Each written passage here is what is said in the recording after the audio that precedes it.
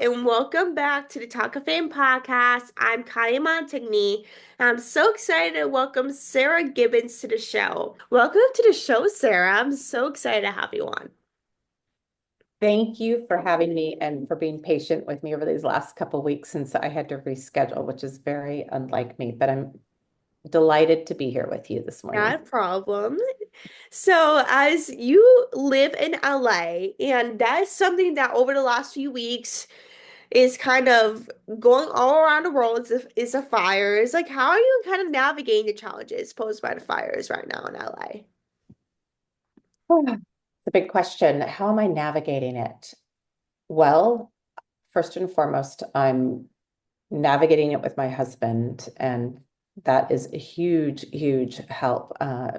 John is my husband, been together for a very long time, and the words aren't even coming to me. I mean, the whole thing has been so surreal. We have raised our boys the last 13 years in the Palisades community. Our boys are sixth grade, eighth grade, and in high school. So they are very much at the age where they're impacted. And, I think what we have found over the last couple of weeks is that we've really had to go back to basics. So I actually have taken 3 weeks off of work, which, as I say, that doesn't sound like that big of a deal, but that was a huge deal for me. I had to reschedule and let all of my clients know and reschedule. My team had to manage a lot of logistics. But what I found is that going back to basics of sleeping, ensuring that my kids feel safe and supported, my own emotional, physical, and spiritual well-being was felt totally under attack. And so I am back to basics. I'll go back to work in about a week and a half. So for right now, I'm actually doing this call from a client's house who has generously given us their house for the last couple or for the next 2 weeks until we move into a 6 month rental. But it's really, it feels like two steps forward and then a few steps back and then two steps forward again. Oh, like I understand that because like when I saw everything over the news, like when it first started, I was like, I didn't expect it to be like that crazy. I thought it was just a normal fire in California. Because California generally gets fires year Mhm. round. So I didn't think it was gonna be crazy. I thought it was maybe just gonna be maybe a couple of days or so, staying in the same spot or same area. I didn't really think anything of it when it first started. Then the next day, I decided to turn on the news, and then it took all these acres, new fires have started. I'm like, this is so different compared to what other fires are. And I didn't think like it was gonna be as big as it has and destroy as many things in areas, businesses, homes, schools, like as big as it did. Like that, I believe Mhm. that is Mhm. probably one of the biggest, if not the biggest, fire California has experienced in its history since it was created. It is. It is. Like it's like so surreal. I know like when me and Mhm. you were talking about this before we started recording, Mhm. like, it's just not the same or will be the same as it was a few months ago. That's right. I mean, the life that we all knew, whether you were in Altadena or Pasadena or the Palisades, in my case, I mean, when you imagine your day-to-day routine where you just go out the door and we have a dog, I'm walking the dog, I see neighbors that I know that I've always seen, or I pop into the grocery store and I see checkers who I've known for the last 13 years. All of it is so familiar, and yet all of it is gone. The structures are gone. Everyone has been displaced. It's almost like it doesn't exist now. And so it's turned everything upside down. And I think I'll just speak for myself, but um, you almost feel like you're walking through and you almost feel like a zombie. Like, how could this actually be happening? And then it's the whole thing is exhausting. Hmm. And I would say for me, someone who is an executive leadership coach, I do have a huge toolkit, but by no means does that mean that I have all of this figured out.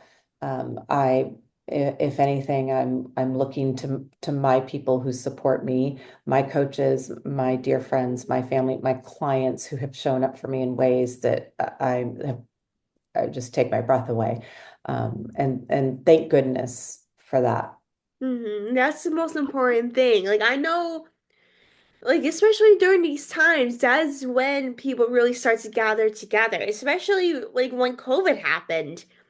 Like Hmm. everyone was Hmm. stuck at home. I don't know how like bad California was during the pandemic, but for Pennsylvania, like it got hit hard and was never the same ever again. And with Yes. the community I live in, I'm like in the Scranton Wilkes-Barre area. So that's like 2 hours outside of Philly. So like with our area, it's like a small like knit in terms of like everyone knows everyone, it's a small town. Like everyone does kind of gather around each other during this time.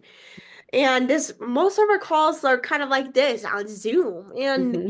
like when we see people, like especially after COVID or after like a certain tragedy, we're like, what are we supposed to do now? To sit around and not do anything? And where do I live? Like where am I supposed to live? Like where's my family at? Like we just don't Hmm. know what to do. Like that reminds me of Hmm. that. And that's really when our family and friends really gather around after such a tragedy is that even if Hmm. something happened, like maybe the California wildfires this past couple of weeks, and seeing how people just come around and really impact each other has really been a beautiful blessing in Hmm. such a tragedy.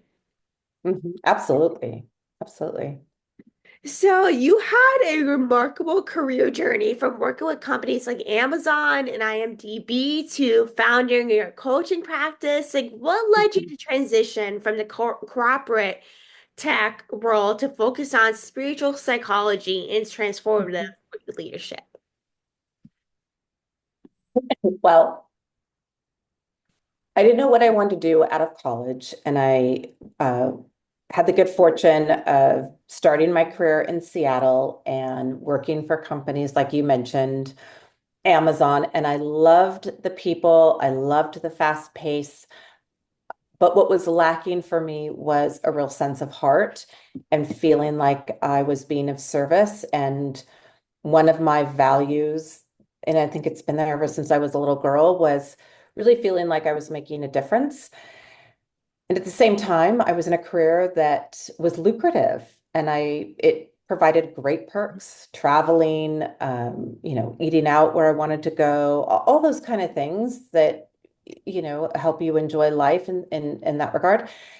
But anyway, we had moved to London for both of our jobs and had our first child over there. And I really, even though I loved what I was doing working for Fox Interactive Media, I loved the people I worked with. They were amazing. But again, I just felt this like inner calling that my life's work was not anchored in media and Mhm. selling advertising and managing teams in that way. And so when we moved back to LA, I was working with a coach and she had brought up this program at University of Santa Monica that was a master's in spiritual psychology. And I'll be honest, it sounded ridiculous to me. It sounded very woo-woo. My ego was like, I don't know. I mean, I'm coming from, sort of top of my game in the tech and media and entertainment world. And she said, just go check it out. And so, long story short, I went and checked it out. I enrolled in applied, went through the 2-year program. I was pregnant with my third. I was managing a sales team. I had a lot going on, trying to keep my marriage and all of those, everything important to me going. And that put me on a different path. And I didn't know what I was going to do after that degree. But what I did know is that I've always, always loved being in conversation with people. Mhm. I've always felt like I've had the ability to see um, people spark and at the same time provoke them in a way that gives them a different perspective, whether it be in business, in life and family and personal relationships. And so when I got out of the program, I thought, all right, I think coaching is calling me. And then I ended up getting couple of my first clients. And that led me to discovering within coaching the type of people I like to coach, the kind of values that I'm drawn to, and the type of work I like doing. And then that, now it's been 14 years later, and I'm running my own coaching company, and I love what I do. The people that I work with are phenomenal. I love it. Like to think like to go study psychology, spiritual psychology. Honestly, if someone was said that to me, I'd be like, no, there's no way. Like Hmm. like Hmm. studying spiritual psychology. Like someone would probably have to pay me a lot of money to study 2 years in spiritual to study spiritual psychology. Like I'm not spiritual in no means by Hmm. psychology I love, but spiritual is a whole different way for Hmm. me. Hmm. But I Hmm. know for a lot of people that's kind of the same way.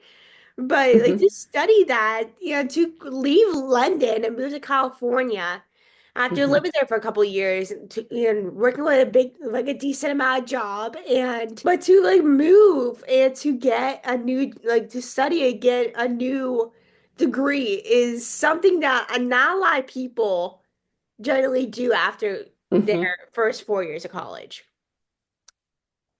You're right, it isn't. And I think I was on the phone this morning with a dear friend of mine who's an extraordinary coach. And she was asking how we were doing. And she and I text every morning. And she said, you're so resilient. And I said, I don't know, am I?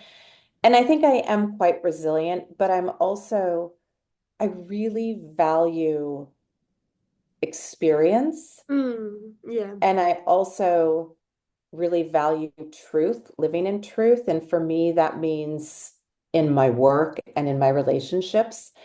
And it would have been really easy for me. And we see this all the time out in the world where people continue on a path because it's what they know and they're good at it and they have insurance and it's somewhat easy and maybe it pays well, maybe it doesn't, but regardless, it's comfortable. And I am someone who does not choose comfort. And as I'm saying this, I'm like, this is very applicable to the situation I'm in now. But I will choose the unknown before I will choose comfort. And that has served me really, really well, both in my personal life, my life with with my family, but absolutely in my career. Like I am the exact same way. Like I'd rather choose uncertainty rather than being comfortable in my career.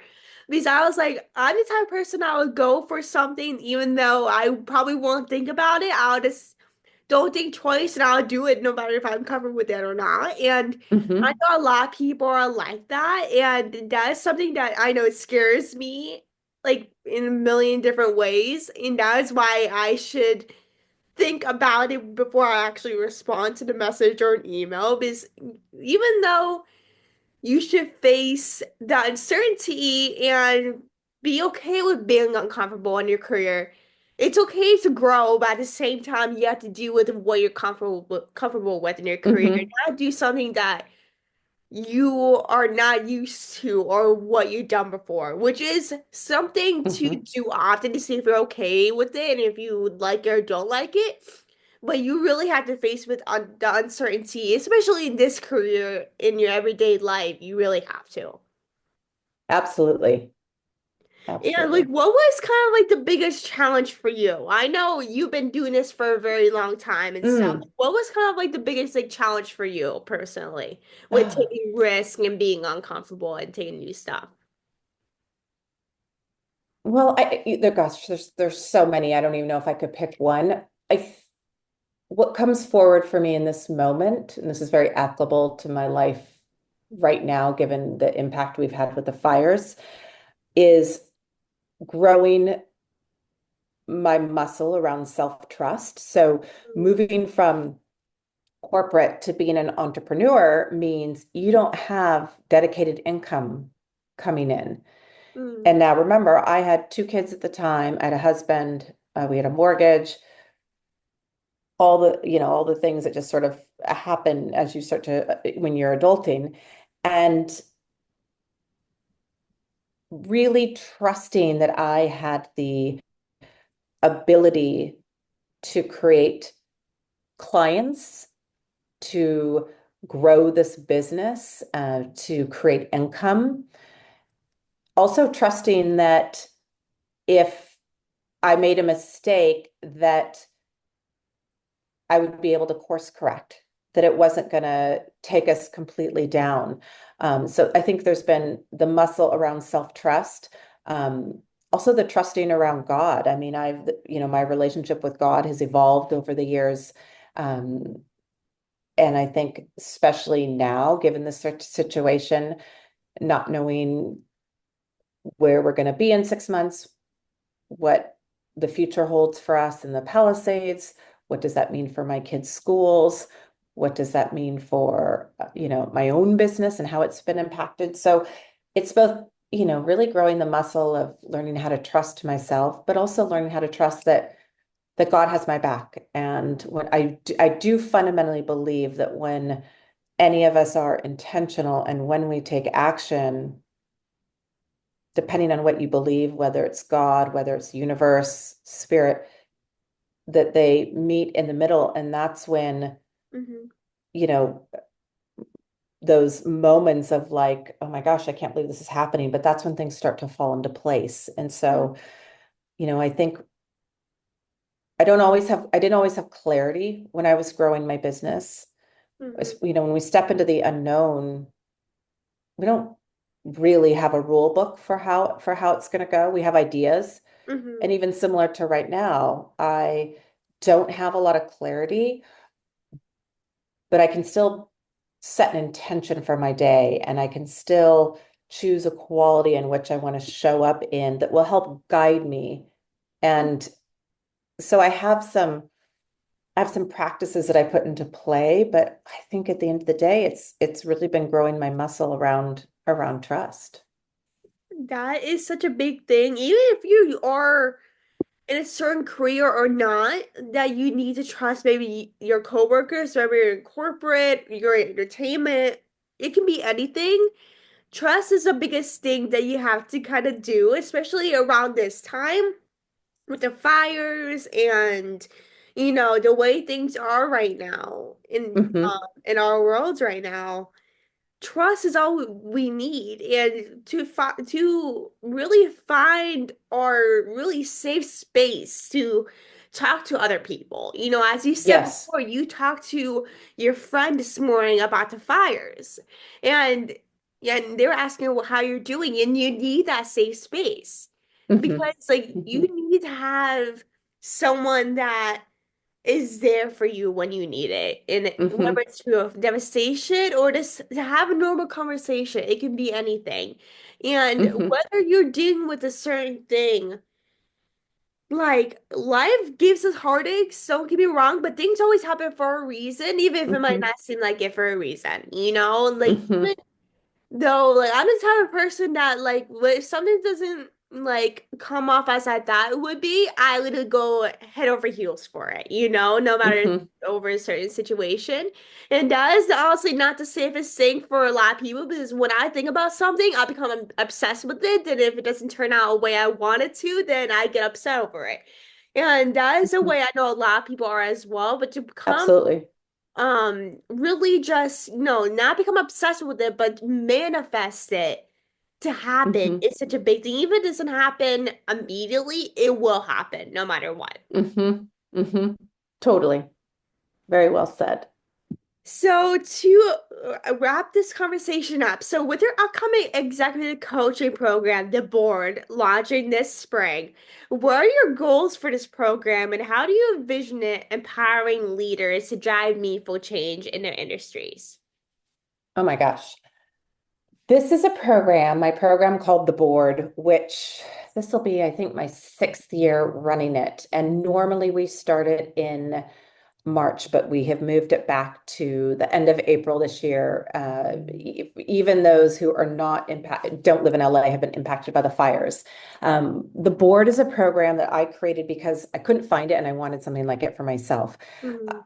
I find people who have already experienced success in their career Mhm. and are nearing the top of the game or they are at the top of their game, it can feel really lonely. Often we are, people are in the position where they are doing a lot of mentoring. They have close friends in their life, but not a lot of people that that they can really explore their own deepest desires that they have and where they can get really valuable feedback and where they can be pushed. And so the board is quite fitting the name because it's like having your own board of directors. And so this is a program that runs 6 months. I take no more than 10 people. And what's cool about it is that we meet on Zoom. So I often have people from all around the world, and I really love that. All genders, so it's not something specific. One thing I also really believe is that leadership can't happen in a silo. So as we are, people who join the board are people who are really committed to growing their leadership skills, but also in relation to other people. And so people come into the board and they have a desire often that they have been sitting on that they really want to bring to life. And it could be everything from bringing a new product into their business, the way in which they work with their team, or it could be something personal like creating a new relationship. Anyway, we come together, and my goal for this program is that everybody not only comes into the program, but that they ultimately reconnect with who they are at their essence, and that they start to see themselves in a way that they haven't experienced before. And what I have found is people who come out of the board program, they lead from a level of confidence that, not to be mistaken for arrogance, but the kind of confidence I would call quiet confidence, where you just feel really good in your skin. You feel really clear on what lights you up. You feel a sense of aliveness, and you are in action around what it is you want to create. So this is, I think there's a lot of programs out there that do a lot of talk. This is not a lot of talk. This is also a lot of reflection, of course, creating, but then there's the getting to work piece. And so the board, I have people who have done the board more than once. I launched an alumni group this year because people I find who join the board, they make lifelong relationships with people that they feel like are their people. They can pick up the phone at any point and say, "Hey, Sarah, I'm thinking of this. I don't know. This is how I'm showing up, or I'm feeling this way. Is there anything you see for me?" And they really learn what it's like to be a stand for other people. And my other huge goal for people, oftentimes people who are high achievers, are doers and really capable, they haven't learned how to receive. And what I mean by receive is learning how to be supported. They're often the ones doing the support. And so people who come out of this program, that's a muscle that they also get very familiar with. And once you learn how to receive, you exponentially grow, your impact grows, and you just feel a much greater sense of being fulfilled. So that program we're enrolling now, it will start end of April. And then there's also a in-person retreat that's included. And we've done it everywhere from last year it was in Sedona. I did it in Costa Rica 2 years ago when my family and I were living down there for 6 months. And then we've done it in Zion National Park. So it's always in a place that I find is extremely spiritual and just offers a lot of natural beauty. So if anyone is interested in the board, by all means, you can get in touch with me. And of course, go to my website. There's lots of information on there about it. Like once you said Costa Rica, that basically summed it all for me because I'm a big traveler, and so like once you said those places, I'm like, oh my gosh, I need to join this Yeah, program. it's a big draw for people. Yeah, to be Because able to Costa be Rica is a natural. really good place to travel, though. Even if it's spiritual or not, it's really a beautiful Mhm. place. It is, absolutely. Like I know a lot of people that are listening are in leadership positions. So if people want to learn more info about this program, where can they find it? Yep, I'd say the best place is go to my website, Sarah, Sarah, Gibbons, Gibbons, .com, and you'll see information about the board. It's the only program that I personally curate that I run once a year as of now. Of course, that could all change in future years, but that is the program that I facilitate and that I curate for. And I would say one of the gifts that I have amongst my gifts is the ability to really bring interesting people together who have they cross on values. They might have different Mhm. beliefs, but there's absolutely threads. So if you are someone who deeply values connection, who values service, who values experience and Mhm. impact, and really what I would say excellence, not Mhm. perfection, but excellence, then this is a program I would invite you to look at and consider. Definitely, I totally recommend. I will put it in the show notes below for everyone to check out if you're interested or want to learn more about this program. I hope you guys look into it because I know I definitely will. It's definitely a great place to really grow your skills, whether you're new to your field or just up and coming, or you've been doing this for a few years. It's always a great place to learn. I really thank you so much for doing this. It's a really great program. Thank you. And thank you for having me. I so appreciate anybody who's willing to branch out and share your own thoughts and run a podcast. It isn't easy, it takes time and it takes a lot of self-trust. So thank you for doing what you do. Thank you so much. That means the world. And thank you so much for coming on and taking the time. I really appreciate all the hard work and dedication you're doing and the things you do for people. It really is making a difference. I really thank you so much for coming on. And thank you everyone for listening. I will put all the show notes below for everyone to check out. And I hope you guys have a great rest of your day and make sure to like, subscribe, and review. And I'll talk to you guys very soon.